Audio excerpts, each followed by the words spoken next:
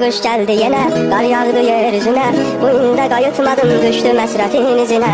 Yine bu soyuq şəhər, yine zülümət küçələr. Mənə səni xatırladır, geriyə qalan xatirələr. Dağlar, bu dəri dağlar, sən də görsən məni dağlar kimi ağlayarsan. Baxıb əhvalıma, dözməyib halıma, belə görsən məni bərk-bərk qucaqlayarsan. Onu 5 günlə dəli, mən qara gün düşdüm axır çöllərə. Necə sevdimsə səni düşdü adım dinlərə.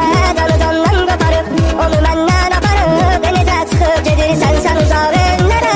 Onu 5 günlə dəli, mən qara gün düşdüm axır çöllərə. Necə sevdimsə səni düşdü adım dinlərə. Canı candan qoparıb, onu məndən aparıb, necə çıxıb gedirsən sən uzaq ellərə.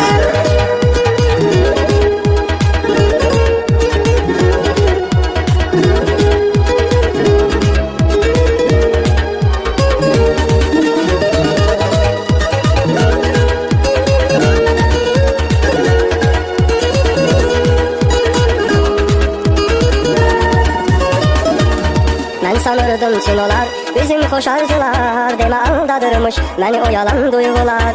Bizə bir xoş gələcək, düşünürdüm gələcək. Nə bileydim mənə qarşı məhəbbətin öləcək. Onu 5 günlə dəli, mən qara gün düşdüm axır sözlərə.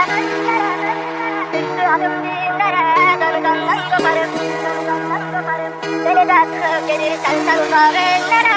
Onu 5 günlə dəli, mən qara gün düşdüm axır çöllərə. Necə sevdimsə səni düşdü adım dinlərə. Canı candan qoparıb, onu məndən aparıb, necə çıxıb gedirsən sən uzaq